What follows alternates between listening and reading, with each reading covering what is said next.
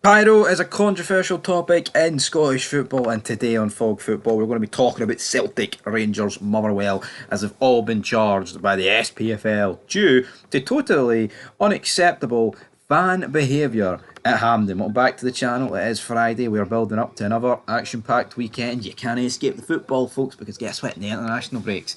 Even sometimes if your club's pissing, you want international breaks, or you don't mind them when they're on. But of course, the three clubs whipped out the Pyro at Hampden. Obviously, Aberdeen did not whip out Pyro of any kind here. But now, to dive into more into this article, Pyro has been creeping into the game more and more with the SPFL. They want to make it clear that it is illegal. Capital letters. ILLLEGAL. Right?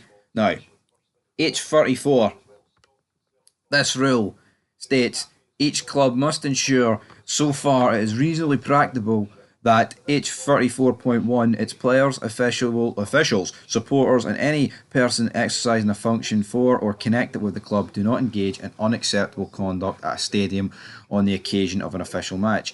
H34.2 it identifies any of the supporters who engage in unacceptable conduct at an official match. And H34.3 it takes proportionate disciplinary measures in respect of supporters, so it identifies in terms of rule H34.2. So, I mean, does anyone even make anything out of that? That doesn't make much to me. I mean, who's sad enough to actually read through all these rules? Well, probably there's a lot of people sad enough, but let's not get into that. Let's get into the SPFL statement, and I quote: "The SPFL can today confirm Celtic, Motherwell, and Rangers have been charged with a breach of SPFL rules following the behaviour of their supporters at the Premier Sports Cup final." Semi-final. It was fantastic to have over 80,000 supporters attend at last month's semi-finals. However, the large-scale organised and illegal pyrotechnics display which were carried out by a small minority of supporters before the Celtic Aberdeen game and Motherwell Rangers matches were totally unacceptable. Their irresponsible behaviour by a minority of fans caused a 14-minute delay Celtic Aberdeen and a 5-minute delay to Motherwell v Rangers, causing significant inconvenience to thousands of fans at the game and to supporters watching worldwide. The SPFL, Scottish FA, Police Scotland, and other organisations have been clear that such use of pyrotechnics is illegal and poses clear dangers and health and safety risks to fellow supporters. Players and those working at matches, there have been a number of complaints from supporters about these incidents, and the SPFL, Scottish FA have been in ongoing discussions with the clubs involved in the weeks since the semi-final. Goes on to say that they've been issued with formal notices of complaint under the rules that I stated earlier. So, I mean, obviously, right, Pyro splits the ranks, right? People like Pyro, people don't.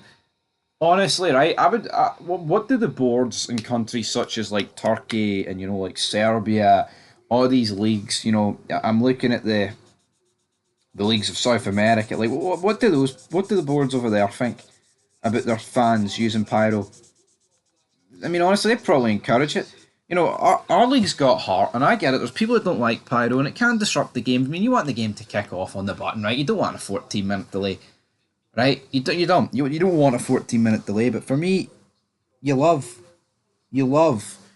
There's not one person that doesn't like the pyro display, right? Yeah, the effects of it and the fact it can delay in the smoke, yada yada yada. But you know, our league needs to be better than the other top leagues in every way possible that it can be. And creating an atmosphere like this is one of the key things that does make it better for me.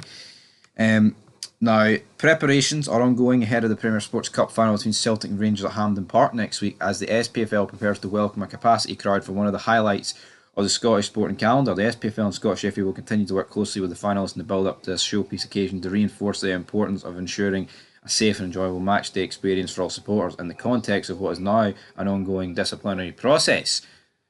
Well, sorry to burst anybody's bubble, but if there is no pyro at the Scottish League Cup final next Sunday, I'll eat my hat because there will be. All right, there absolutely will be. Now, just the man to comment on this.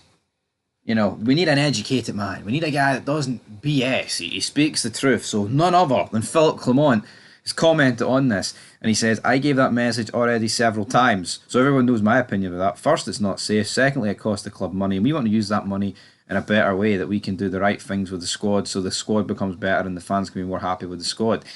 End of quote. Right. Look at how this Rangers board, man, right? And I don't want to turn this into a Rangers thing because, Motherwell and Celtic have also been fined.